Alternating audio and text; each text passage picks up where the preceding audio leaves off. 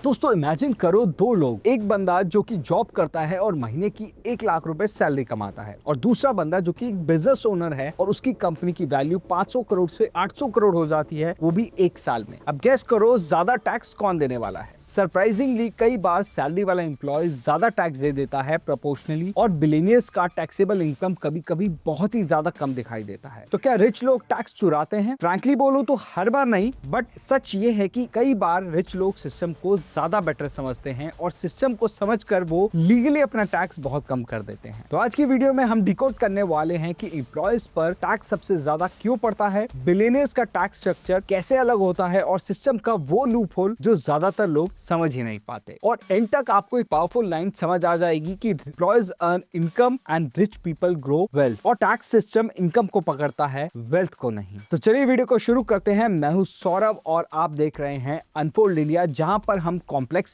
System को simple language में decode करते हैं। और आज हम समझेंगे टैक्स सिस्टम का सबसे ज्यादा इंटरेस्टिंग ट्रुथ। सबसे पहले दोस्तों एक सिंपल क्वेश्चन, टैक्स लगता किस पर है?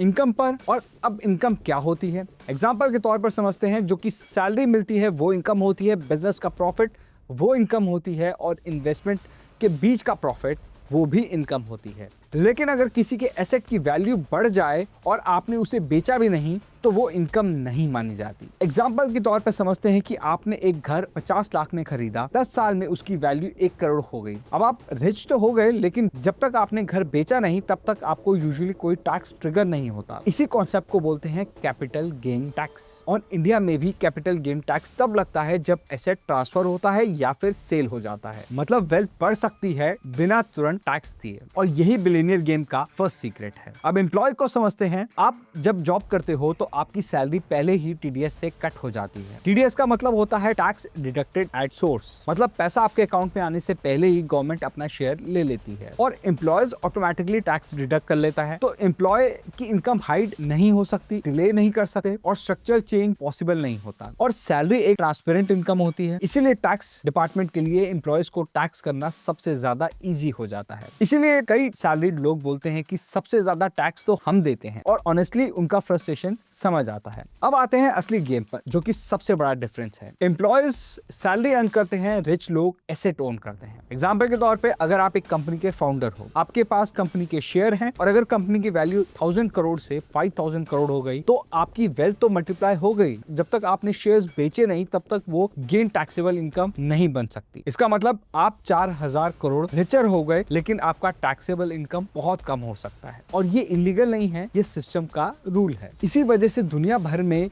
डिबेट होते रहते हैं कि अल्ट्रा रिच लोगों की वेल्थ ग्रोथ को कैसे टैक्स किया जाए। सैलरी पर भी इंडिया में टैक्स स्लैब लगते हैं। हाईएस्ट स्लैब की अगर मैं बात करूं तो वो 30% प्लस सरचार्ज प्लस सेस हो सकता है। लेकिन इन्वेस्टमेंट पर मिलने वाले प्रॉफिट्स का टैक्स ट्रीटमेंट डिफरेंट हो सकता है। लेकिन एग्जांपल की बात करें तो लॉन्ग टर्म कैपिटल गेन का रेट रिसेंट रिफॉर्म के बाद अराउंड 12.5% है कई केसेस में। मतलब दो लोगों ने 1 करोड़ कमाए, एक ने सैलरी से कमाए और एक ने इन्वेस्टमेंट बेचकर कमाए, उनका टैक्स बिल्कुल डिफरेंट हो सकता है। और इसी वजह से वेल्दी लोग ट्राई करते हैं कि इनकम एसेट से आए, ना कि किसी सैलरी से। और यही बिलियनियर स्ट्रैटेजी दुनिया भर में फेमस है। इमेजिन करो आपके पास 500 करोड़ के शेयर्स हैं, आपको 5 करोड़ रुपए चाहिए। आप शेयर्स बेचोगे तो कैपिटल गेन टैक्स लग जाएगा आपको। लेकिन अगर बैंक आपको शेयर्स के अगेंस्ट लोन दे दे तो आपको कैश मिल गया, और लोन किसी भी हाल में इनकम नहीं होती, इसीलिए टैक्स भी ट्रिगर नहीं होता। इसे बोलते हैं बोरो अगेंस्ट एसेट। और एम्प्लॉयज के पास यूजुअली इतने एसेट्स होते ही नहीं, लेकिन अल्ट्रा रिच लोग इसी स्ट्रैटेजी को यूज करते हैं। दोस्तों कंपनी और इंडिविजुअल अलग एंटिटीज होते हैं।